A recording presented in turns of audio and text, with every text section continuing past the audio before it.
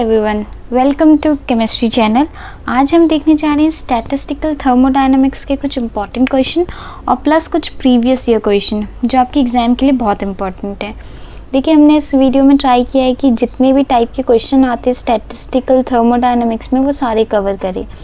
और देखिए, आप जितना मर्ज़ी चाहें पढ़ ले, लेकिन जब तक आपको एक्चुअल एप्लीकेशन नहीं आएगा किसी भी कॉन्सेप्ट का क्वेश्चन में कैसे करना है, तब तक उस कॉन्सेप्ट के पढ़ने का कोई फ़ायदा नहीं। तो इसलिए आपके लिए क्वेश्चन करना बहुत ज़रूरी है और इस वीडियो में हम गारंटीड सारी कंप्लीट सोल्यूशन देखेंगे। सो चलिए स्टार्ट करते हैं। देखिए, फर्स्ट क्वेश्चन है the vibrational partition function for a molecule with fundamental frequency mu is given by. देखिए, इसमें सिंपल आपसे पूछा है वाइब्रेशनल पार्टीशन फंक्शन क्या है किसी मॉलिक्यूल का जिसकी आपको फ्रीक्वेंसी दी हुई है म्यू। ओके, ये दी हुई है।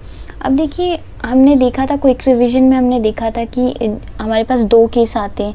एक होता है जब ग्राउंड स्टेट एनर्जी ज़ीरो होती है, आपकी ग्राउंड स्टेट जो एनर्जी है वो एक केस में ज़ीरो होती है, और एक केस होता है जब हम ग्राउंड स्टेट एनर्जी को ज़ीरो नहीं मानते। ठीक है, ये तो आपको पता है SHO का केस होता है। ठीक है, अब देखिए, इसमें आपको कोई पर्टिकुलर केस दिया हुआ नहीं है। ठीक है, जनरली इस ये वाले क्वेश्चन बहुत बार आए हैं, लेकिन उसमें क्या है, आप अगर आपसे ये सेकंड वाला केस पूछता है तो आपसे बोलता है कि SHO टाइप है आपका मॉडल। ओके, उसकी वाइब्रेशन पार्टीशन फंक्शन निकालनी है।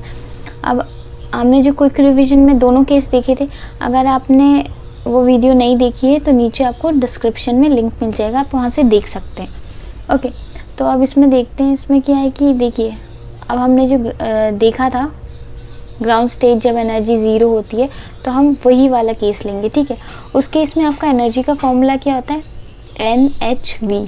ओके, अब देखिए, जो आपकी वाइब्रेशनल पार्टीशन फंक्शन होता है ये हम पूरा इक्वेशन करके निकालते हैं, तो अभी हम नहीं देखेंगे। और जनरली ये वाले क्वेश्चन बहुत आते हैं, तो जनरली आपको फॉर्मूला पता है, आपसे सीधे सीधे इस क्वेश्चन में फॉर्मूला ही पूछा है। देखिए, जब फर्स्ट केस है हमारा, उसमें हम क्या लेते हैं, Q vibrational 1 divided by 1 minus e to the power minus HV by KT। ठीक है, और कई बार आपको क्या दिया होता है, HV बाई K के बदले आपको थीटा वाइब्रेशन दिया होता है। थीटा वाइब्रेशन आपको पता है क्या है, वाइब्रेशनल टेम्परेचर है आपका। तो ठीक है, कभी कभी ये वाली इक्वेशन दी हुई है होती है आपको। ठीक है, अब देखिए उसके बाद क्या है कि ये है। ठीक है, इसी चीज़ को उसने थोड़ा सा घुमा के पूछ दिया। इस टर्म को, इस पूरे टर्म को आप एक और तरीके से लिख सकते हैं। आप इसे लिख सकते हैं 1 minus e to the power minus HV by KT whole minus 1, क्योंकि ये डिवाइड में है। जैसे अगर आपको पता है हम क्या लिखते हैं, 1/10 को हम क्या लिखते हैं, 10 टू द पावर माइनस 1। अगर 1/100 को हम क्या लिखते हैं, 10 टू द पावर माइनस 2। उसी तरीके से जो 1 divided by 1 minus e to the power minus HV by KT है, उसको हमने लिख दिया E minus e to the power minus HV by KT minus 1। तो आपका आंसर कौन सा है, आंसर B। अगर आपसे ये SHO वाला केस पूछता तो उस केस में आपको पता है आपका आंसर क्या होता, दिस एंड दिस।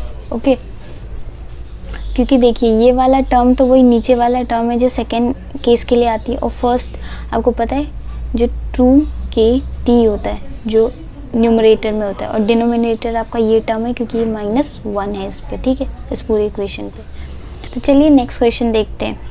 इसमें क्या, a system has doubly degenerate ground state with energy E0 and very large number of spaced excited state if T is tends to 0 then partition function will be। इसमें भी आपसे partition function पूछा है। देखिए, जब हमने क्विक रिवीजन वाली video देखी थी उसमें आपको पता है उसमें क्या था कि आप दो टर्म पढ़े थे। एक तो था जब T is tends to 0, मतलब आपका T बहुत कम है, टेम्परेचर आपका बहुत 0 है या 0 से बहुत कम है, ये tends to 0 है। ठीक है, और दूसरा केस आपने पढ़ा था जब टेम्परेचर बहुत ज़्यादा है, इन्फिनाइट है। ठीक है, अब इस केस में देखिए, आप जनरली एक केस लीजिए। ठीक है, इन सारी चीज़ों को भूल जाइए। अगर मैं आपको कहूँ कि आपके पास दो एनर्जी स्टेट हैं, ठीक है, यहाँ क्या आपके कुछ मॉलिक्यूल्स हैं। ठीक है, ओके, आपने इसमें बहुत ज़्यादा हीट दी।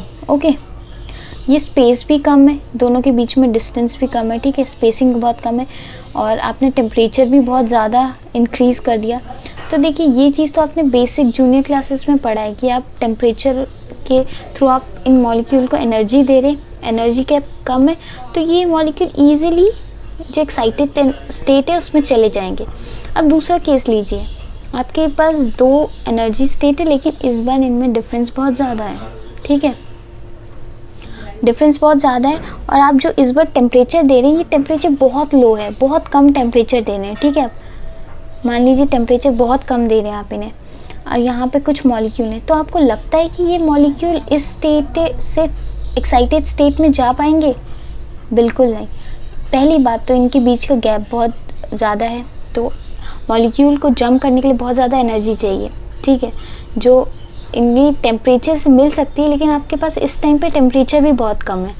तो क्या आपको लगता है कि ये स्टेट में जा पाएंगे या इससे एक नेक्स्ट स्टेट पे जा पाएंगे? तो बिल्कुल नहीं।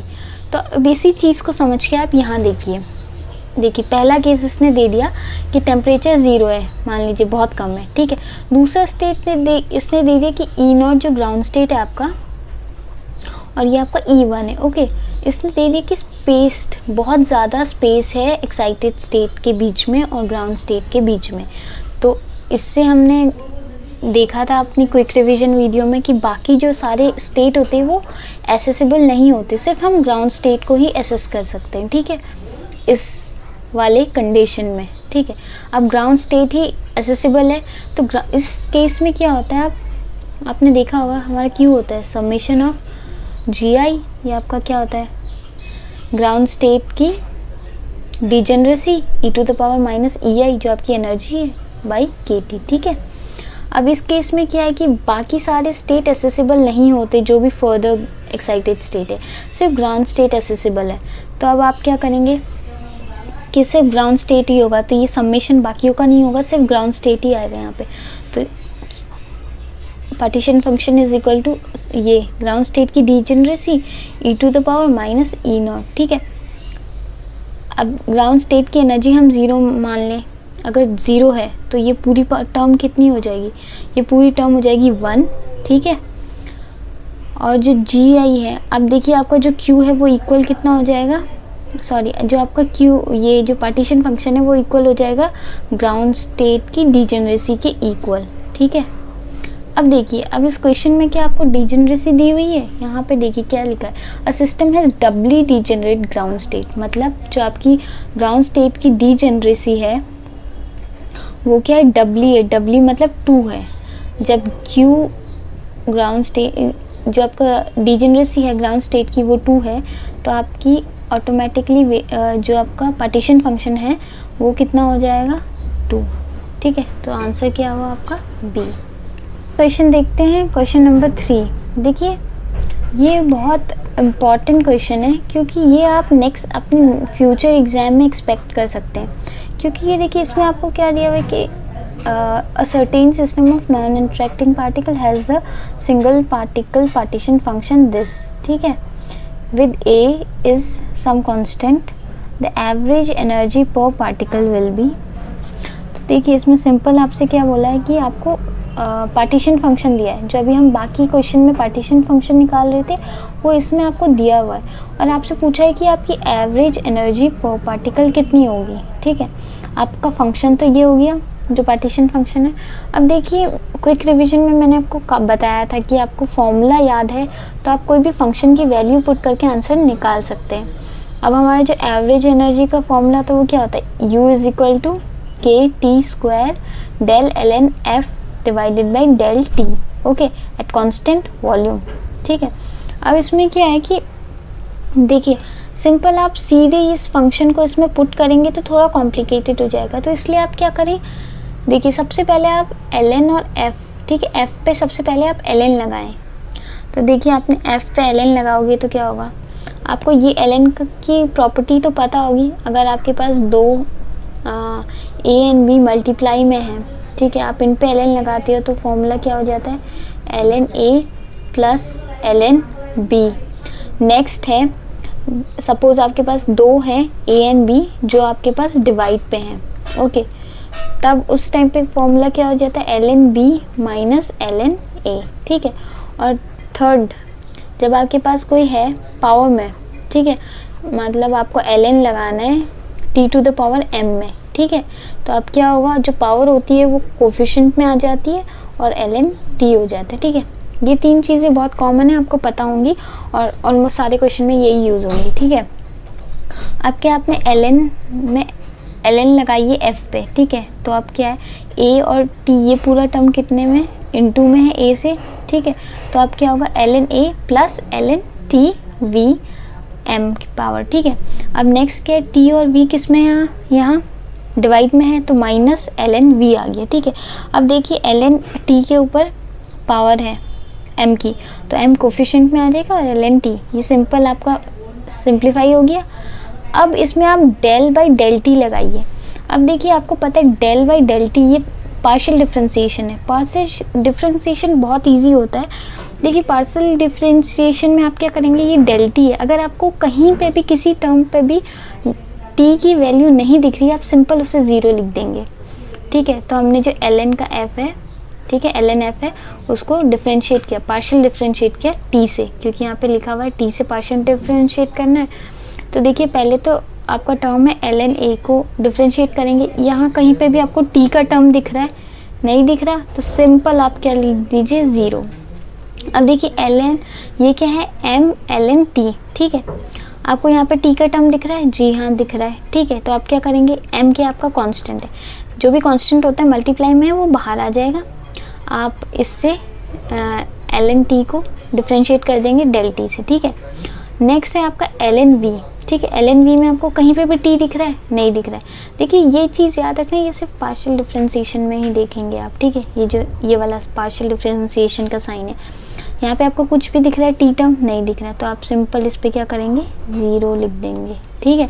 अब क्या है कि देखिए m कांस्टेंट बाहर आ गया, और देखिए आपने डिफरेंशिएशन किया तो डेल, जो भी डेल आप डिफरेंशिएट करते हैं ln a है सपोज, ठीक है, और आप डेल a से ही डिफरेंशिएट कर रहे हैं, तो इसका फॉर्मूला सिंपल होता है 1/a, ठीक है। ln a को कभी भी आप डेल a से डिफरेंशिएट कर रहे हैं तो आंसर आएगा 1/a। तो देखिए यहाँ पे आप डेल t को डिफरेंशिएट करते ln t को डिफरेंशिएट कर रहे हैं डेल t से, तो सिंपल क्या आ जाएगा, 1/t, m कांस्टेंट था इनटू में, तो वो m इधर आ जाएगा, ठीक है। अब देखिए आप आपकी इस पूरी टर्म की वैल्यू कितनी आ गई, ये जो ये वाला टर्म है, इस पूरे टर्म की वैल्यू क्या आ गई आपकी, m डिवाइडेड बाई t, ठीक है। अब इसमें क्या करेंगे हम, m डिवाइडेड बाई t आ गई, आपका फॉर्मूला क्या था, u is equal to k t square m t, ठीक है। अब इंटू कर देंगे जो भी आपका value I m by t square से t गया तो बचा क्या, m k t, तो आपका आंसर कितना, a। ओके नेक्स्ट देखते हैं, नेक्स्ट है क्वेश्चन नंबर 4। देखिए इसमें क्या है, the electronical partition function of an atom whose atomic state is 2d3/2 is, ठीक है। अब इसमें आपसे पूछा है इलेक्ट्रॉनिकल पार्टीशन फंक्शन, अगेन यहाँ पे आपसे पार्टीशन फंक्शन पूछा है बट इलेक्ट्रॉनिक, ठीक है।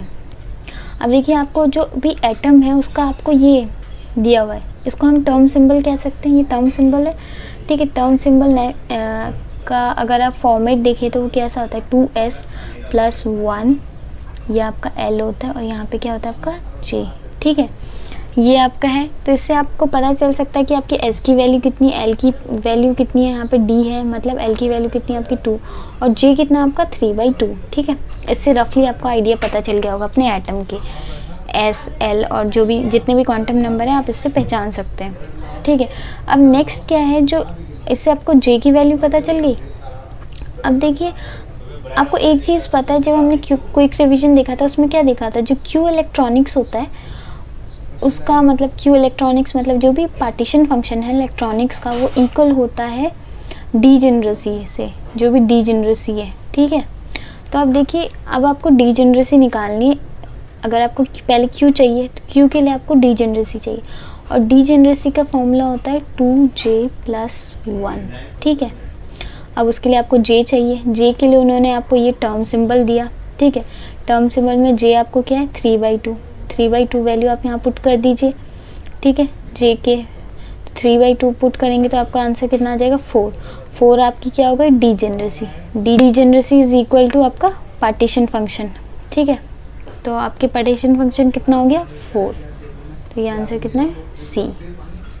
नेक्स्ट हम देखते हैं क्वेश्चन नंबर 5। ओके, इसमें देखिए, इसमें लिखा है आपके n non interacting molecule are distributed among 3 non degenerate energy level, ठीक है। E0 की एनर्जी दी हुई है, E1 की एनर्जी दी हुई है आपको, और E2 की एनर्जी दी हुई है, ठीक है।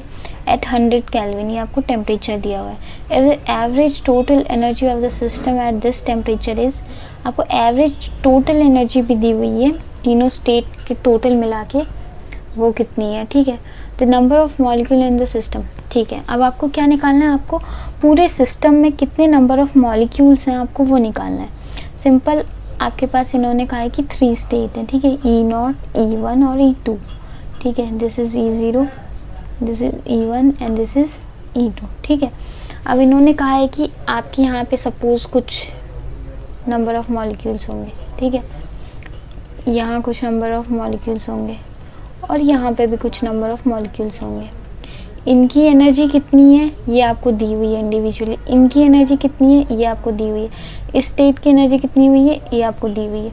अब आपको टोटल स्टेट की कितनी एनर्जी वो भी दी हुई है, बस आपको पूछा है कि इसमें कितने मॉलिक्यूल हैं, इसमें कितने मॉलिक्यूल हैं, इसमें, मतलब सबका एडिशन, पूरे सिस्टम में कितने मॉलिक्यूल हैं, इस पूरे सिस्टम में नंबर ऑफ मॉलिक्यूल कितने हैं वो आपको निकालने हैं, ठीक है। अब इसके लिए हम क्या देखेंगे, देखिए गिवन हमने देख लिया क्या क्या दिया हुआ है, और जो आपको दिया हुआ है वो क्या दिया, En0 plus N1 plus N2 is equal to आपको E, जो एवरेज टोटल एनर्जी है पूरे मॉलिक्यूल की इंक्लूडिंग पूरा सिस्टम, उसकी एनर्जी ये है, ठीक है। अब देखिए हमें फॉर्मूला पता है जो टोटल एनर्जी होती है, फिर आप इसे एवरेज एनर्जी कह सकते हैं। एवरेज एनर्जी का फॉर्मूला क्या होता है, N0 number of molecule in E0 और प्लस नंबर ऑफ इसका फॉर्मूला क्या होता है, number of molecule in E0 into energy of E0 plus number of molecule in E1 into energy of E1 plus number of molecule in E2 into energy of E2, ठीक है, divided by N0, ये total number of molecule कह सकते हैं आप इसे, N0 plus N1 plus N2, जितने भी 0, 1 और 2 स्टेट में कितने मॉलिक्यूल्स हैं, ठीक है। ये आपकी एवरेज एनर्जी हो गई। अच्छा, आप इसको अगर क्रॉस मल्टीप्लाई कर देंगे, इसको आप इधर ले लें तो देखिए आपका ये वाला ये वैल्यू आती है, ठीक है। ये इक्वेशन याद रखना, ओके, ठीक है। अब देखिए आपने बोल्ट्जमैन पार्टीशन फंक्शन पढ़ा होगा। बोल्ट्जमैन पार्टीशन फंक्शन क्या होता है, जो एक्साइटेड स्टेट है, नंबर ऑफ कितना डिस्ट्रीब्यूशन है पॉपुलेशन का, ठीक है, बोल्ट्जमैन पॉपुलेशन डिस्ट्रीब्यूशन, सॉरी ये है बोल्ट्जमैन पॉपुलेशन डिस्ट्रीब्यूशन। उसमें आपने क्या देखा होगा, जो भी नंबर ऑफ मॉलिक्यूल का डिस्ट्रीब्यूशन है उसका रेशियो निकालते हैं आप। ये अगर आपका एक्साइटेड स्टेट का है और ये आपका ग्राउंड स्टेट का है, तो इसका आप कैसे निकालते, e to the power minus E, ये excited state, minus KT divided by e to the power minus E, आपका ग्राउंड स्टेट की एनर्जी डिवाइडेड बाई KT। इससे आप क्या रेशियो निकाल लेते हैं, कितना पॉपुलेशन डिस्ट्रीब्यूशन है excited state with respect to मतलब ग्राउंड स्टेट, ठीक है। तो सिमिलरली आपको यहाँ पे भी यही करना है, ठीक है। सबसे पहले क्या करिए, आप N1 और N0 की निकालिए, ठीक है। N1 और N0 की निकालें तो e to the power minus ये 1 की, ठीक है, एनर्जी, और यहाँ पे ग्राउंड स्टेट की एनर्जी, ठीक है। अब देखिए इसको हम एज ए कॉमन ले सकते हैं, e to the power minus E1 माइनस E0, जो ऊपर है उससे हम नीचे वाले को माइनस कर देंगे, और माइनस हमने कॉमन ले लिया, ठीक है, और डिवाइडेड बाय KT, कॉमन ही आ गई, ठीक है। अब देखिए आपको E1 की एनर्जी दी हुई है, कितनी है ये, और आपको E0 की एनर्जी दी हुई है कितनी है, 0, ठीक है। तो माइनस करेंगे तो कितना हो जाएगा 1.38 into 10 to the power minus 21। अब देखिए आपको K की वैल्यू पता है, K है बोल्ट्जमैन कांस्टेंट, जिसका जो वैल्यू होती है वो होती है 1.38 into 10 to the power minus 23 into T आपका टेम्परेचर है,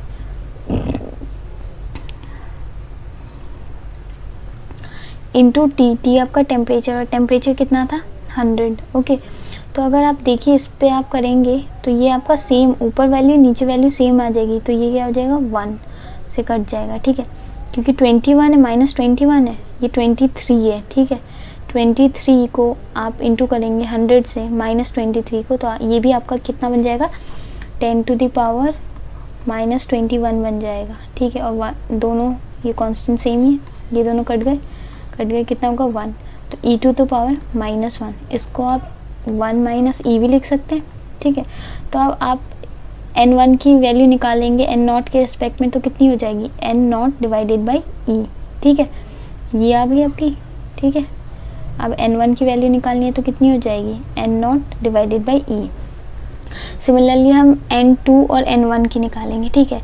सिमिलरली e2 को माइनस कर देंगे e1 से, डिवाइडेड बाई kt कॉमन है, ठीक है। अब देखिए 2.76 माइनस 1.38, इसको भी हम माइनस करेंगे तो आपकी वैल्यू 1.38 ही आएगी, ठीक है। अगेन ये 10 टू द पावर 23 ये बोल्ट्जमैन कांस्टेंट और ये 100 टेम्परेचर है, आप इन दोनों को इंटू करें तो ये अगेन बन जाएगा 1.3 इंटू 10 टू द पावर -21।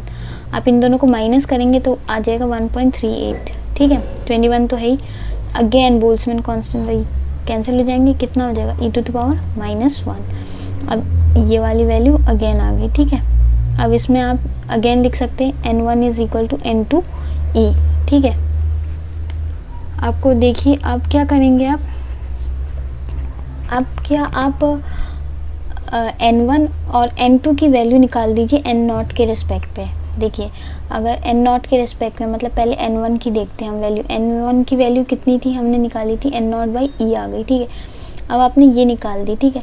अब ये वाली वैल्यू निकाल दी आपने, n2 और n1 के का रिलेशन निकाल दिया, तो n1 की वैल्यू पुट कर दीजिए, कितनी होगी n0 बाई ई थी, ठीक है। यहाँ n2 है और ये भी क्या है, सॉरी n2 है और e है, e का यहाँ आप e को यहाँ भेज दीजिए, तो n2 कितना हो जाएगा n0 divided by E square हो जाएगा। तो आप क्या ये रहा n0 ई स्क्वायर, तो आपके पास n1 की वैल्यू आ गई n0 के रिस्पेक्ट में और n2 की भी वैल्यू आ गई n0 के रिस्पेक्ट में, ठीक है।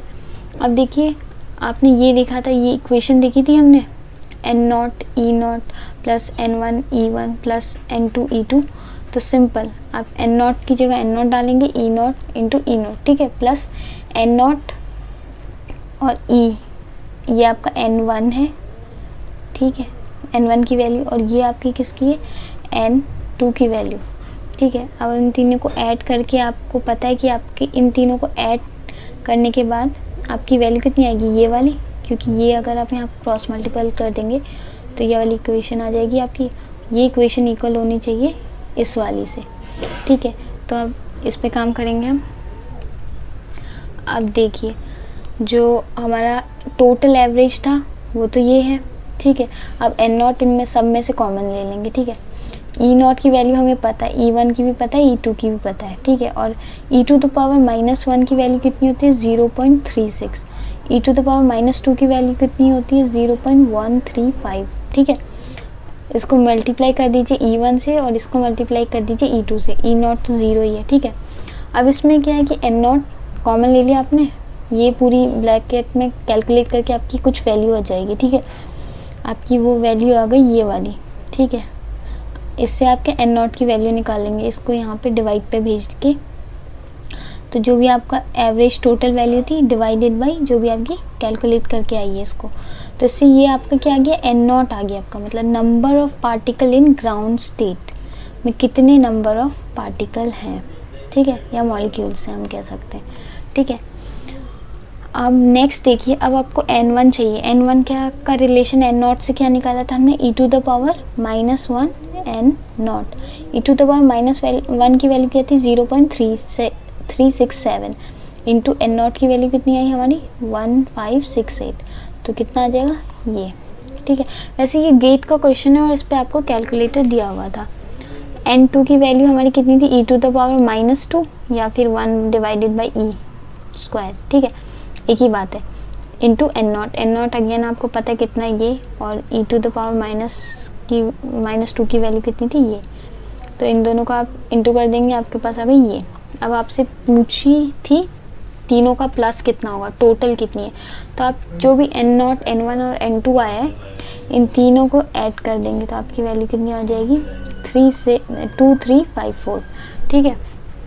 नेक्स्ट क्वेश्चन देखते हैं। नेक्स्ट क्वेश्चन है क्वेश्चन नंबर 6, ओके, देखिए इसमें क्या हुआ है, आपको ट्रांसलेशनल पार्टीशन फंक्शन पूछा गया है अगेन। हाइड्रोजन मॉलिक्यूल का जो कन्फाइंड है 100 ml फ्लास्क में 298 केल्विन टेम्परेचर है और उसका मॉलिक्यूलर वेट दिया हुआ है आपको हाइड्रोजन का 2.016। ठीक है, देखिए हमने देखा था जो हम जब पार्टीशन फंक्शन निकालते ट्रांसलेशनल का 1D के लिए अलग था जो था length divided by lambda, 2D के लिए हमने देखा था क्या था length into breadth divided by lambda, तीसरा 3D के लिए क्या था length into breadth into height divided by lambda, इसको हम वॉल्यूम भी कह रहे थे। लेमडा यहाँ पे स्क्वायर था और यहाँ पे लेमडा क्यूब था। ठीक है, तो सिंपल हमें यही वाला फॉर्मूला देना है क्योंकि आपको यहाँ पे वॉल्यूम दिया हुआ है। ठीक है, अब इसमें क्या है कि देखिए सिंपल ये फॉर्मूला क्या है, volume is divided by lambda cube. ठीक है, लेमडा क्यूब आपका क्या होता है डी ब्रोगली वेवलेंथ, और लेमडा क्यूब अगर सिर्फ लेमडा ले हम तो लेमडा का फॉर्मूला क्या होता है h divided by root over 2 pi m k t। ठीक है, अब इस पर आप क्यूब लगा देंगे तो फॉर्मूला क्या हो जाएगा लेमडा क्यूब का, ये हो जाएगा h cube divided by 2 pi m k t। Root over को हम 1/2 लिख सकते हैं और 3 इस पे है तो 3/2। ठीक है, तो वही यहाँ पे लिखा हुआ है। ठीक है, यहाँ पे लेमडा था तो लेमडा के बदले h cube divided by 2 pi m k t 3/2। ठीक है, अब देखिए एक चीज़ देखिए यहाँ पे 2 और पाई कांस्टेंट है, k भी कांस्टेंट है। ठीक है, और आपका प्लैंक कांस्टेंट भी कांस्टेंट है। ठीक है, ये भी कांस्टेंट है, तो इन सब को कैलकुलेट करके फॉर्म वैल्यू आती है 1.38 इंटू 10⁻23।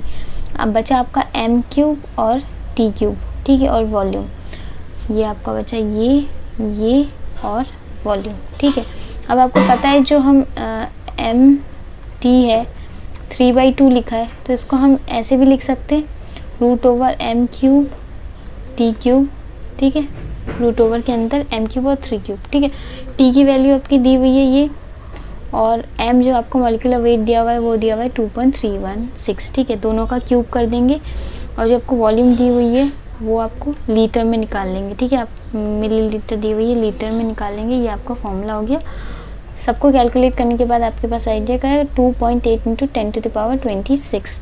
ये भी गेट का क्वेश्चन है और इसमें आपको कैलकुलेटर अलाउ होगा। ठीक है, देखिए नेक्स्ट क्वेश्चन है आपका the unit of the molar partition function are. ठीक है, जो मोलर पार्टीशन फंक्शन है उसकी यूनिट कितनी होती है। देखिए चाहे मोलर हो या आपको ग्राम पार्टीशन फंक्शन दिया कुछ भी दिया हो, पार्टीशन फंक्शन की जो भी यूनिट होती है वो हमेशा यूनिट लेस होता है। ठीक है, चाहे आपके यहाँ मोलर क्यों ना दिया हो। देखिए क्यों, देखिए जो आपके पार्टीशन फंक्शन का फॉर्मूला क्या होता है summation of level Q I E to the power minus E I by K T. अब आपको ये तो पता है कि आपकी क्यू आई की जो डिजेनरेसी होती है उसकी कोई यूनिट नहीं होती, यूनिटलेस है।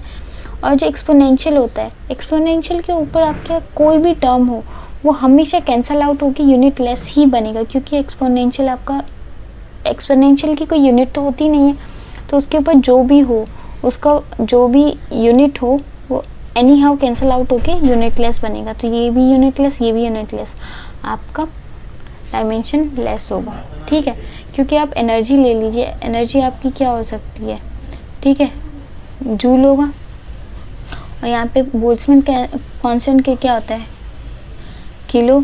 ठीक है, किलो जूल या फिर आपको जूल दिया हो। ठीक है, जूल कितना होता है आपका जूल पर केल्विन। ठीक है, और ये आपका क्या होता है टेम्परेचर केल्विन में, केल्विन पर केल्विन कैंसिल, जूल से जूल कैंसिल, तो ये एक्सपोनेंशियल आपका यूनिटलेस ही होगा। ठीक है, नेक्स्ट देखते हैं। नेक्स्ट आपका क्वेश्चन है which of the following is true. ठीक है, इनमें से आपको पता करना है कि कौन सा सही है, कौन सा ऑर्डर सही है। देखिए अगर आपको पार्टीशन, ये सिंपली आपको पता है पार्टीशन फंक्शन दिए translational, partition function vibrational, partition function electronic और पार्टीशन फंक्शन रोटेशन का। ठीक है, अब इसमें आपको एक चीज़ तो पता है कि आपको अगर हमें एनर्जी का ऑर्डर तो पता है लेकिन हमें पार्टीशन फंक्शन का ऑर्डर नहीं पता, तो अब उसमें आप कैसे निकालेंगे। एनर्जी का ऑर्डर क्या होता है, एनर्जी सबसे ज़्यादा किसकी होती है इलेक्ट्रॉनिक की होती है, फिर किसकी होती है एनर्जी, उसके बाद होती है वाइब्रेशनल की, उसके बाद सबसे ज़्यादा एनर्जी किसकी होती है, रोटेशनल की, और उसके बाद सबसे ज़्यादा एनर्जी किसकी होती है, ट्रांसलेशनल की, सबसे कम ट्रांसलेशनल, फिर रोटेशनल, फिर वाइब्रेशनल, फिर इलेक्ट्रॉनिक। हमें एनर्जी का ऑर्डर सबको पता होता है, ठीक है, हम ये बहुत पहले से पढ़ते आ रहे हैं। अब देखिए, अब आपको Q का फॉर्मूला पता है। Q का फॉर्मूला क्या होता है, e⁻⁻⁻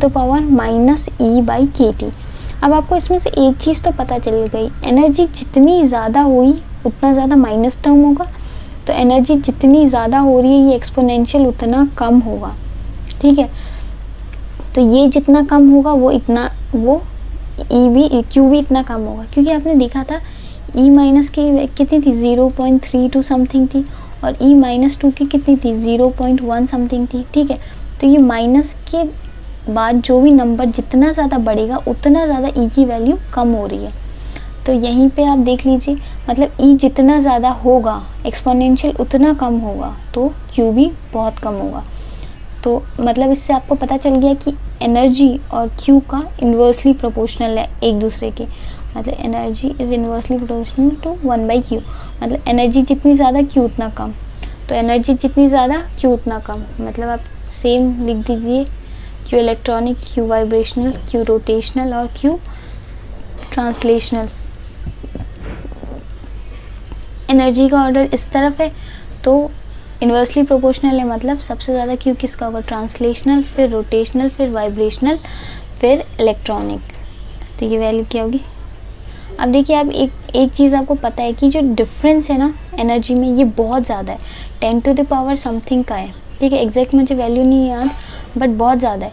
तो जितना ज़्यादा एनर्जी डिफरेंस होगा उतना ज़्यादा Q का डिफरेंस होगा, तो आपका ऑप्शन ये वाला होगा, ठीक है, क्योंकि very very greater than rotational, ठीक है। तो आपका आंसर C होगा। नेक्स्ट क्वेश्चन हम देखेंगे, क्वेश्चन नंबर 8। देखिए इसमें क्या दिया, in term of the molar partition function Q the internal energy of a molecule is given by.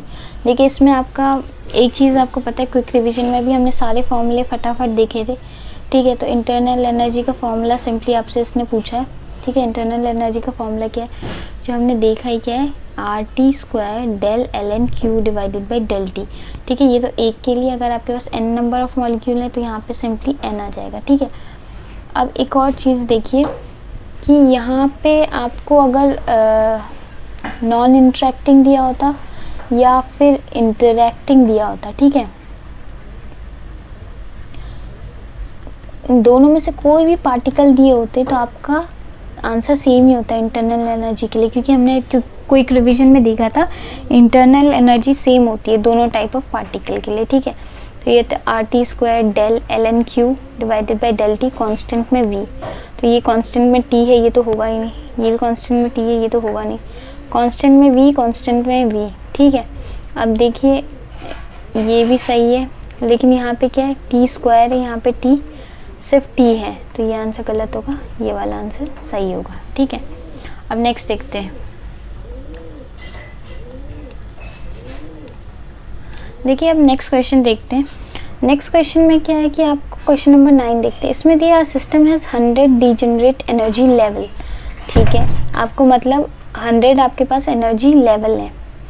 Next दिया हुआ है कि आपके पास 100 बोसोन्स हैं, मतलब ये बोसोन्स के हैं, पार्टिकल्स हैं, ठीक है। तो 100 पार्टिकल्स दिए हुए हैं, ठीक है। आ captain it find the entropy of the system at equilibrium. Okay, देखिए आपको, देखिए हमने क्विक रिवीजन में ये वाला भी देखा था, डिस्टिंग्विशेबल, इनडिस्टिंग्विशेबल, बोसोन्स पार्टिकल के लिए, फर्मियंस के लिए कौन से फॉर्मूले निकलते हैं, ठीक है। वो भी किसके लिए, माइक्रोस्टेट निकालने के लिए, माइक्रोस्टेट निकालने के लिए, या फिर हम क्या कह सकते हैं, नंबर ऑफ अरेंजमेंट निकालने के लिए, ठीक है। जो W का फॉर्मूला होता है वो निकालने के लिए हमने देखा था, ठीक है। Different bosons, fermions, distinguishable with restriction, indistinguishable without restriction, ये सारे फॉर्मूले देखे थे। तो सिंपल यहाँ पे आपको सबसे पहले क्या पूछा, entropy of a system at equilibrium. Entropy का फॉर्मूला आपका क्या होता है, S = KB ln W, okay. अब आपको KB तो ठीक है, यहाँ पे KB दिया हुआ है, मतलब आपको KB के साथ कोई कैलकुलेशन नहीं करनी है, एज इट इज़ रख देना, ओके। नेक्स्ट है LnW। तो सिंपल आपको क्या निकालना है, LnW आप निकाल लेंगे तो आपका आंसर निकल जाएगा S के लिए। तो LnW पहले तो आपको पता होना चाहिए W कौन सा फॉर्मूला यूज़ करेंगे हम बोसॉन्स के लिए। तो हमने देखा था बोसॉन्स पार्टिकल के लिए हम कौन सा फॉर्मूला यूज़ करते हैं, बोस-आइंस्टाइन। ठीक है, तो ये फॉर्मूला क्या होता है, n + m-1 ये factorial whole n factorial m-1 factorial. ठीक है, n भी आपका 100 है, m भी आपका 100 है। n है आपका नंबर ऑफ पार्टिकल, m है आपका एनर्जी लेवल कितना है। ठीक है, तो आप देखिए पुट कर दीजिए 100 + 100 - 1 कितना हो जाएगा 199। ये कितना आपका 100, ये भी 100 - 1 99 और आपका 100 दोनों का फैक्टोरियल। ठीक है, ये आ गया। अब आप W में ln लगाएंगे तो ln ये पूरा टर्म है। अब देखिए आप एक चीज़, आप एक फॉर्मूला है ln का, ln फैक्टोरियल का आप कैसे सॉल्व करते।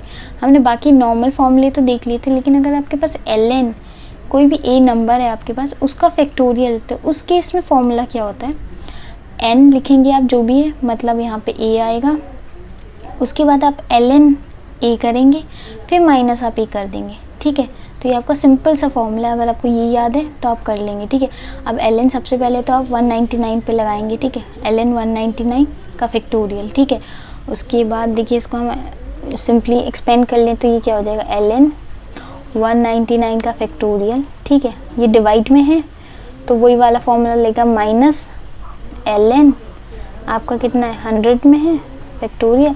अब देखिए ये दोनों तो इनटू में है तो प्लस होगा, लेकिन ये इन टोटल नेगेटिव आया ना, तो ये नेगेटिव तो नेगेटिव होगा और ये नेगेटिव पॉजिटिव नेगेटिव होगा, तो ये भी कितना हो जाएगा 100 ln 99 का फैक्टोरियल। ठीक है, अब इस फॉर्मूले को आप इस वे में एक्सपेंड कर दीजिए, मतलब 199 ln 199 - 199। ठीक है, उसके बाद सिमिलरली 100 के साथ भी ऐसे करेंगे, 100 ln 100 - 100 प्लस 99 ln 99 - 99।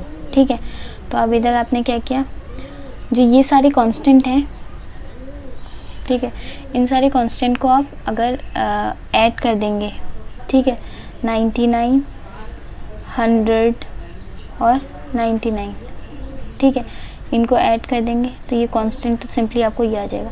और देखिए ln 199 का जो भी होगा आपकी वैल्यू, उसको इंटू कर दीजिए 199 से, ln 100 को इंटू कर दीजिए कि वैल्यू जो भी होगी उसे 100 से, और ln 99 को 99 से, तो ये आपका ये वाली वैल्यू आ जाएगी। इस वैल्यू को आप इससे माइनस कर देंगे तो आपकी वैल्यू आ जाएगी ये 137.9। ln W की वैल्यू आई आपकी 137.9। तो आप इंट्रॉपी निकालना है आपको लास्ट में, तो आप इंट्रॉपी के फॉर्मूले में इसको पुट कर दीजिए। ठीक है, तो आपका इंट्रॉपी कितनी हो जाएगी 137 पॉइंट, तो आपकी इंट्रॉपी कितनी हो जाएगी 137.9 kB। ठीक है, अब देखिए आप ऑप्शन में देखते हैं 137 जैसी कोई वैल्यू है, बिल्कुल नहीं है। ठीक है, ये तो 4 पॉइंट है तो ये तो बिल्कुल ही कैंसिल हो जाएगी। ठीक है, नेक्स्ट ये है 460 और 137, दोनों में बहुत डिफरेंस है। ठीक है, अब देखिए ये नेगेटिव वाला है, नेगेटिव तो है नहीं क्योंकि ये 0.00 समथिंग हो जाएगी, और ये 137 है, तो आपको ये वैल्यू इसके करीब दिख रही है। इसको हम अगर 100 मान ले तो इस अगर अप्रॉक्सीमेट हम 100 मान ले तो ये कितनी हो जाएगी 137 को हम 100 मान ले तो इसको हम 10⁻² भी लिख सकते हैं kb। ओके, तो आंसर कितना हो जाएगा बी। नेक्स्ट क्वेश्चन देखेंगे हम, क्वेश्चन नंबर 10। ठीक है, इसमें आपसे पूछा हुआ है कि the rotation partition function of H2 molecule. ठीक है, इसमें आपसे रोटेशन पार्टीशन फंक्शन पूछा है H2 मॉलिक्यूल का। देखिए रोटेशन पार्टीशन फंक्शन में क्या होता है, जब आप क्यू रोटेशन निकालते हैं तो उसमें स्पिन, जो न्यूक्लियर स्पिन है वो उसका इफेक्ट भी आता है। ठीक है, तो हम न्यूक्लियर स्पिन के इफेक्ट को भी इंक्लूड करते हैं। तो इस केस में हम क्या करेंगे, देखिए जब भी आपका होमो न्यूक्लियर डायटोमिक मॉलिक्यूल होता है, स्पेशली तब, ठीक है, उस केस में न्यूक्लियर स्पिन इंक्लूड होती है। तो होमो न्यूक्लियर डायटोमिक मतलब जैसे आपका H2 है, ठीक है, दो आपके पास एटम है और दोनों होमो हैं, दोनों सेम है। ठीक है, H2 हो गया आपका, D2 हो गया आपका, N2 हो गया, इन केस में आ सकता है। इस बार H2 में है question, next time may be D2 का हो या N2 का हो, तो उस केस में आप कैसे निकालेंगे क्यू पार्टीशन फंक्शन? देखिए उसका फॉर्मूला होता है, जब क्यू ऑड और इवन का है, जब आप स्पिन इंक्लूड करते हैं, ठीक है, ये सिंपल वाला नहीं है, ये जब स्पिन इंक्लूड होता है तो उसका इफेक्ट क्या होता है, ठीक है। इवन मतलब होता है जो इवन एनर्जी लेवल है, ठीक है, इवन एनर्जी लेवल मतलब 0, आपका 2, 4, जो ऑड है मतलब आपका जो ऑड एनर्जी लेवल है मतलब 1, 3 एंड 5, ठीक है।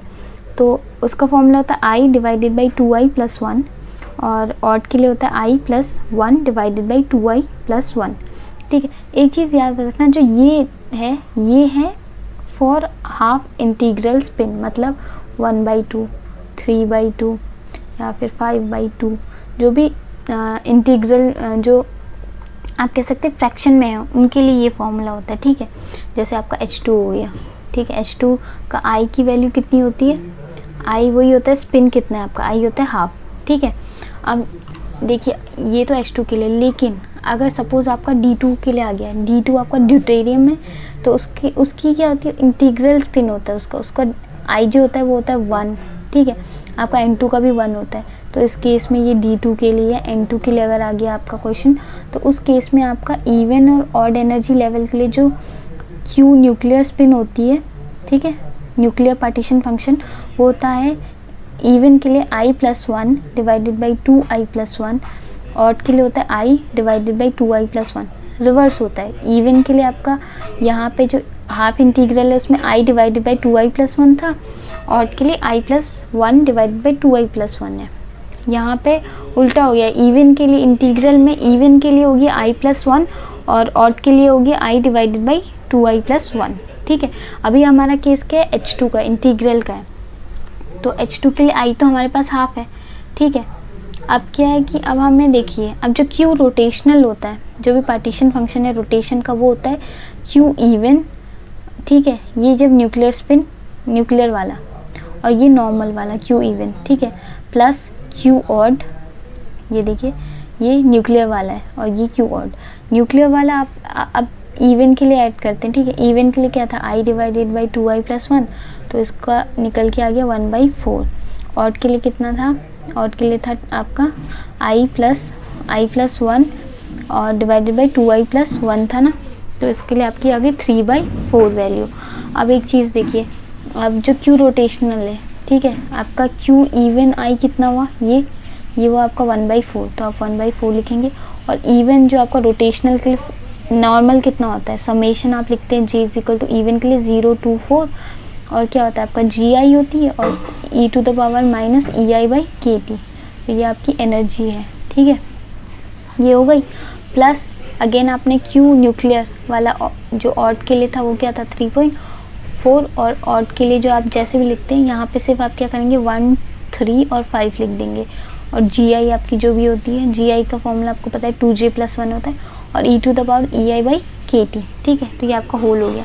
अब इसको आप ऐसे भी लिख सकते हैं कि आपने 1/4 बाहर कॉमन ले लिया, और ये हो गया समेशन ऑफ जो भी आपका 2J + 1, ये 0 to 4 हो गया, और e⁻ जो भी आपकी EI/kT है, ठीक है, प्लस यहाँ पे 3 समेशन और 2J + 1 और जो भी आपका e⁻−EKT है, ठीक है, और यहाँ पे ये हो गया 1, 3, 5, ठीक है, तो आप ऐसे भी लिख सकते हैं। तो ये आपका आंसर हो गया। इसी जगह पे अगर आपका H2 के लिए ना पूछ के D2 के लिए पूछा होता तो D2 की I की वैल्यू कितनी होती 1, और आप उस टाइम पे ये ऊपर वाला फॉर्मूला ना लगा के नीचे वाला लगाते, इवन के लिए I + 1 और ऑड के लिए I, ठीक है। तो ये आपके लिए D2 के लिए आ सकता है, आप ध्यान रखिएगा। इस क्वेश्चन देखते हैं, हमारा क्वेश्चन नंबर 11, ठीक है। इस क्वेश्चन में क्या कहा है कि a system consisting of 4 identical particle, मतलब सिंपल आपको n पार्टिकल कितने दिए हुए हैं 4, ठीक है, एंड डिस्टिंग्विशेबल पार्टिकल, आपको ये भी कहा है कि ये पार्टिकल क्या है, डिस्टिंग्विशेबल, ठीक है। 2 टाइप के पार्टिकल होते हैं, आपको क्विक रिविजन में मैंने देखा था, डिस्टिंग्विशेबल और इनडिस्टिंग्विशेबल, तो ठीक है, सिंपल आपको बोल दिया इसने डिस्टिंग्विशेबल है, ठीक है। कौन सा फॉर्मूला यूज़ करना है ये अब आप ध्यान में रखेंगे, ठीक है। नेक्स्ट आपको कहा है कि ईच पोजेसिंग 3 वेरिएबल स्टेट, मतलब इसने कहा है कि 3 वेरिएबल स्टेट है 1 2 3, ठीक है। उसमें इसने लिखा है कि 1 2 3 units has 10 unit of energy, मतलब पहले की जो एनर्जी है वो 1 यूनिट में है, ठीक है, दूसरे की 2 यूनिट में और तीसरे की 3 यूनिट में, और इन टोटल जितने भी पार्टिकल हैं आपके मिल के इसे 10 यूनिट का एनर्जी बना रहे हैं, ठीक है। आप जितने भी टोटल पार्टिकल हैं कितने 4, उन 4 पार्टिकल को आप इन 3 एनर्जी लेवल पे जब आप पुट करोगे तो एनर्जी कितनी आनी चाहिए 10, ठीक है। और हर फर्स्ट का 1 यूनिट है एनर्जी है, सेकंड की 2 यूनिट एनर्जी है, थर्ड की 3 यूनिट एनर्जी है, ओके। स्टेट आपको बता दिया 3 है, ठीक है। एनर्जी टोटल कितनी है 10, मतलब आपको पार्टिकल को, जितने भी आपके पास पार्टिकल है 4 पार्टिकल को इन 3 एनर्जी स्टेट में ऐसे पुट करना है कि आपकी एनर्जी कितनी आई 10 यूनिट, ओके। तो अब देखिए इसका फॉर्मूला क्या होता है, आपको पता है जो भी हम अब, अच्छा आपको क्या कहा है कि नंबर ऑफ वे W निकालना है, ठीक है। तो देखिए अब W का फॉर्मूला हमने देखा है, ये सिंपल आपको क्या बता रहे हैं, ऑक्यूपेशन नंबर निकालना है आपको। ऑक्यूपेशन नंबर निकालोगे तो उसके लिए ये फॉर्मूला होता है, ठीक है, W आपका आ जाएगा, ठीक है। इसमें क्या होता है summation of NI divided by pi, मतलब इनटू NI, ठीक है। NI क्या हो गया आपके हर पार्ट, उसमें हर लेवल में कितने पार्टिकल हैं। तो इसके लिए सबसे पहले आप क्या करेंगे, 3 एनर्जी लेवल है, ठीक है। तो अब आप 4 पार्टिकल ऐसे पुट कीजिए कि टोटल एनर्जी आपकी कितनी आ जाए 10। तो देखिए पहले वाले में 3 है, ठीक है, 3 में अगर हम 2 पार्टिकल पुट करें, ठीक है, और दूसरा वाला कितना है 2 में भी हम 2 पार्टिकल पुट करें, ठीक है। और अब दो हमारे पास पार्टिकल 4 कंप्लीट हो गए, तो अब हमारे पास कोई पार्टिकल नहीं बचा, तो फर्स्ट में हम क्या रखेंगे 0, ठीक है। 1 इंटू 0 0 हो जाएगा, 2 इंटू 2 4 हो गया, और 3 इंटू 2 6 हो गया। दोनों को प्लस कर दीजिए, कितना हो जाएगा 10 यूनिट, ठीक है। तो पहला केस तो हो गया हमारा। अब दूसरे केस में हम क्या करेंगे, ये जो थर्ड वाला है, थर्ड यूनिट है इसकी एनर्जी, उसमें 3 पार्टिकल पुट कर देंगे, 2 में 0 पुट करेंगे और 1 वाले में 1। अब देखिए टोटल पार्टिकल कितने हो गए 3 + 1 4 पार्टिकल हो गए, हमने पुट कर दिए। अब इनकी एनर्जी करेंगे, 3 पार्टिकल्स की कितनी एनर्जी होगी, एक पार्टिकल की 3, तो 3 इंटू 3 तो 9 हो गई।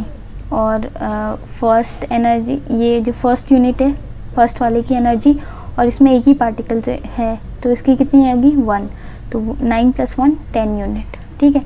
तो ये 2 वे हैं जिससे हम पार्टिकल को ऐसे पुट कर सकते हैं, चारों पार्टिकल को, कि एनर्जी कितनी आ जाए 10 यूनिट, ठीक है। तो ये 2 हो गए वे। अब इसमें हम क्या करेंगे, पहला तो कितना n, कैपिटल N मतलब टोटल नंबर ऑफ़ पार्टिकल का समेशन, मतलब 4 का समेशन, और इन पाई मतलब इनटू NI मतलब number of particle different state में कितने हैं। तो देखिए पहले वाले केस में कितना था 2 समेशन 2, नेक्स्ट में भी हमने 2 डाला था, और थर्ड वाले में 0, ठीक है। नेक्स्ट वाले केस में कितना था 3 समेशन, 0 का समेशन तो 1 ही होगा, और 1 का समेशन, ठीक है। तो ये हो गया प्लस सम, यहाँ पे ये है ना समेशन, तो ये प्लस हो जाएगा पहला केस दूसरा केस, ठीक है। n तो कॉमन है इसका, लेकिन जो नीचे वाले हैं ये दोनों में डिफरेंट है, ठीक है। अब हम इन्हें कैलकुलेट कर लेंगे। तो देखिए कैलकुलेट सॉरी फैक्टोरियल, समेशन नहीं फैक्टोरियल, ठीक है। 2 फैक्टोरियल 0, 3 फैक्टोरियल, ये 0 फैक्टोरियल, और 1 फैक्टोरियल। अब आप इन्हें कैलकुलेट करेंगे तो आपका वैल्यू आ जाएगी। अब इस पूरे को कैलकुलेट करेंगे तो 6 आएगी, इन पूरे को करेंगे तो आ जाएगी 4। फैक्टोरियल कैसे सॉल्व करते हैं आपको पता होगा, 4 का फैक्टोरियल है तो आप इसे क्या लिख सकते हैं 4 इंटू 3 इंटू 2 इंटू 1, ओके। यहाँ 2 का फैक्टोरियल तो 2 इंटू 1, ठीक है। तो 2 से 2 गया, ये 2 बचा आपका, 2 से 2 गया 2, 3 2 जा 6 आ गया आपका, ठीक है। अब 4 फैक्टोरियल 3 मतलब 4 इंटू 3 फैक्टोरियल तक करिए, यहाँ पे 3 फैक्टोरियल है ही, दोनों कट जाएंगे, बचा 4, तो ये 4, 6 + 1 4। तो आपकी जो W की वैल्यू है वो कितनी आ जाएगी 10, ठीक है। तो 10 कौन सा आंसर है, ये रहा 10, ऑप्शन नंबर डी। तो इसका आंसर कितना हो जाएगा डी। नेक्स्ट क्वेश्चन देखते हैं। नेक्स्ट क्वेश्चन में है the number of ways in which 4 molecule can be distributed in 2 different energy level देखिए इसमें आपको सिंपल अगेन आपको क्या दिया हुआ है, W निकालना है आपको, ठीक है। आपको यहाँ पे दिया हुआ है 4 मॉलिक्यूल्स, मतलब N की वैल्यू कितनी है 4, और can be distributed in 2 different energy levels, 2 अलग एनर्जी लेवल पे डिस्ट्रीब्यूट करना है। मतलब आपकी स्टेट कितना है, M की वैल्यू कितनी है 2। देखिए हमने सारे फॉर्मूलेज देखे थे, डिस्टिंग्विशेबल, इनडिस्टिंग्विशेबल, ठीक है, और कैसे क्या क्या फॉर्मूले, कौन से फॉर्मूले कब यूज़ करने।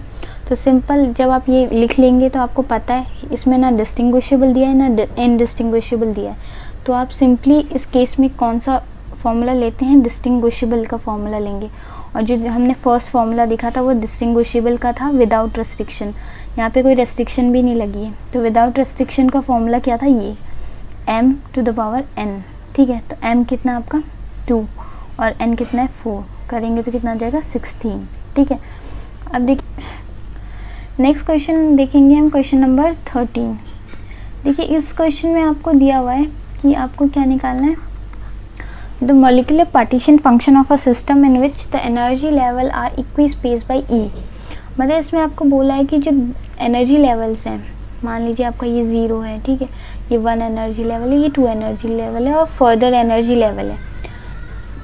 तो इन दोनों एनर्जी लेवल के बीच में, ठीक है, और इन दोनों एनर्जी के लेवल के बीच में जितने भी डिफरेंस है वो सब सेम है, मतलब जो फर्दर भी आएंगे सबका सेम है, ठीक है।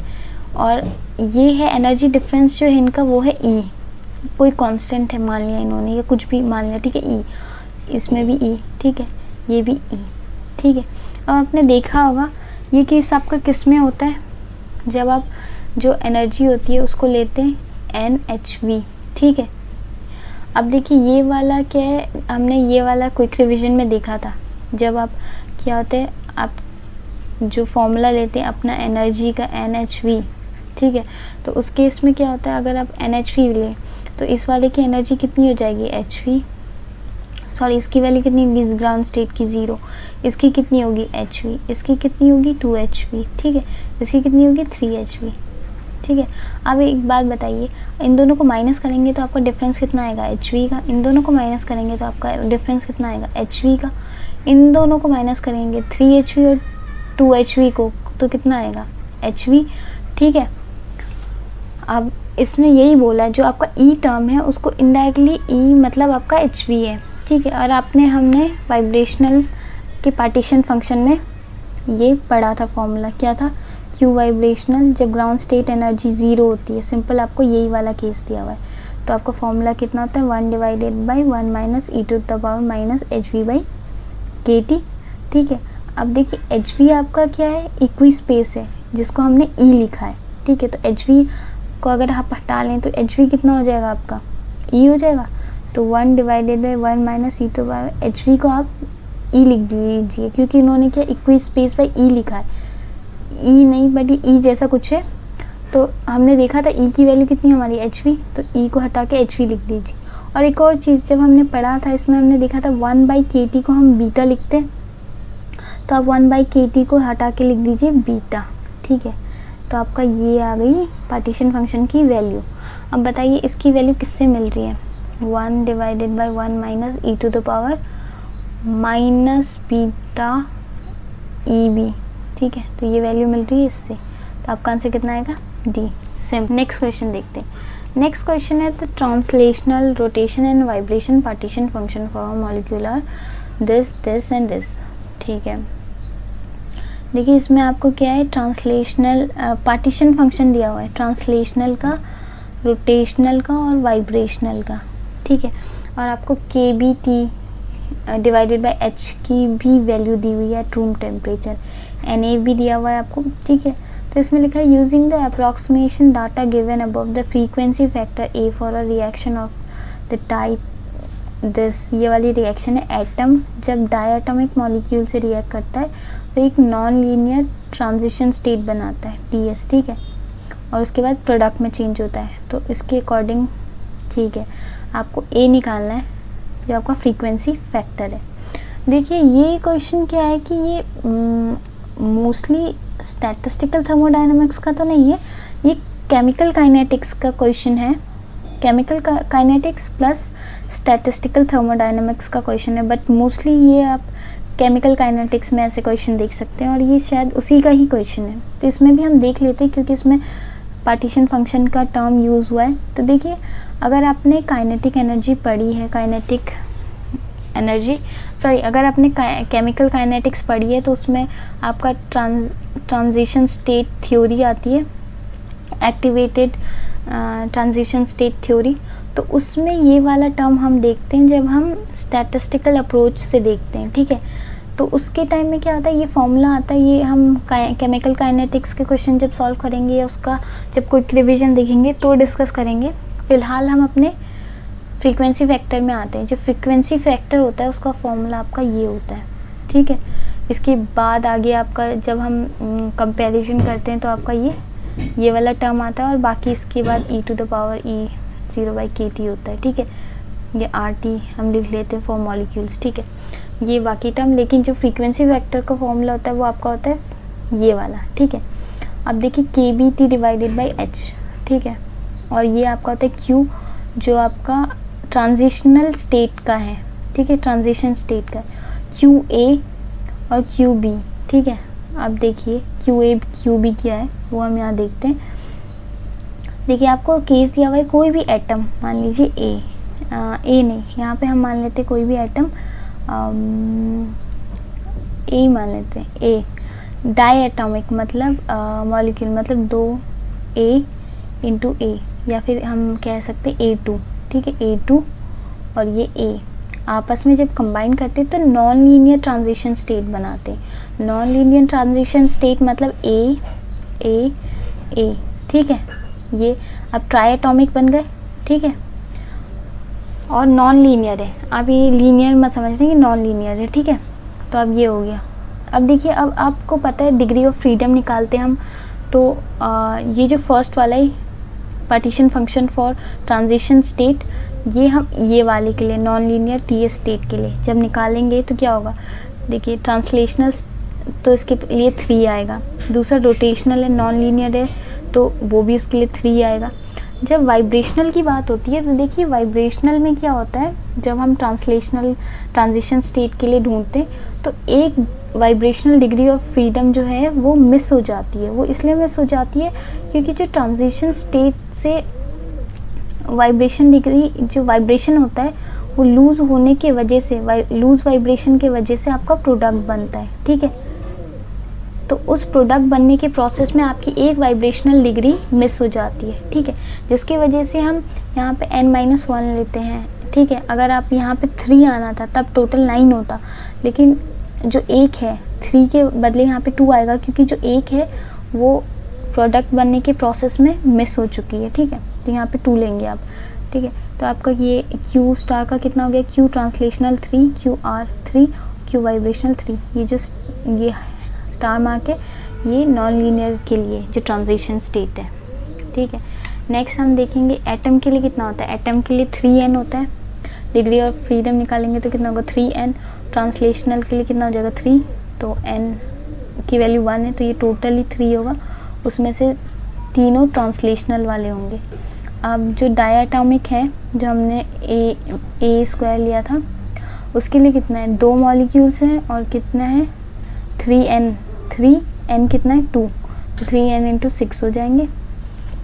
इसमें क्या होगा, पहला 3 ट्रांसलेशनल के लिए लीनियर है, डायटॉमिक हमेशा लीनियर होंगे, तो ये कितना हो जाएगा 2 हो जाएगा। रोटेशनल के लिए, वाइब्रेशनल के लिए कितना बचा 3, 4, 5, 1 बचा, तो 1 वाइब्रेशनल के लिए हो जाएगा। जो मिस होता है वाइब्रेशनल, एक वाइब्रेशनल लूज वाइब्रेशन जो होता है वो सिर्फ आपके ट्रांजिशन स्टेट के लिए होता है, ठीक है। अब ये जो भी हमारा आया Q की वैल्यू वो पुट कर देंगे, ये हो गया आपका ट्रांसलेशनल जो ट्रांजिशन स्टेट के लिए, और ये टोटल आपका हो गया होमो जो डायटॉमिक है और मोनोएटॉमिक है उनका, तो ये कैंसिल आउट हो जाएगा। कैंसिल आउट होने के पास आपके पास क्या बचेगा, KBT बचेगा और KBT बचा, और यहाँ पे आपके बचा डिवाइडेड में QTQ, और सिर्फ QT बचा, मतलब पार्टीशन फंक्शन ऑफ ट्रांसलेशनल बचा, और ऊपर आपके पास बचा KBT इंटू, देखिए इसकी वैल्यू तो दी हुई थी एन ए की, K B T divided by H की भी वैल्यू दी हुई थी, ठीक है ये, और ये तो आपका एन ए की वैल्यू हो गई, ठीक है। और एक आपका रोटेशन की बचेगी, ठीक है, रोटेशन की वैल्यू आपकी 10 दी हुई थी, ठीक है। और ये आपका नीचे जो भी ट्रांसलेशनल है, पार्टीशन फंक्शन है ट्रांसलेशनल के लिए, वो दिया था 10 टू द पावर 10, इस पे 3 की पावर है तो हम यहाँ पे भी इस पे 3 की पावर लगाएंगे तो ये 30 हो जाएगा। और ये सॉल्व करने के बाद आ जाएगा 6 × 10 to the power 7, question answer B.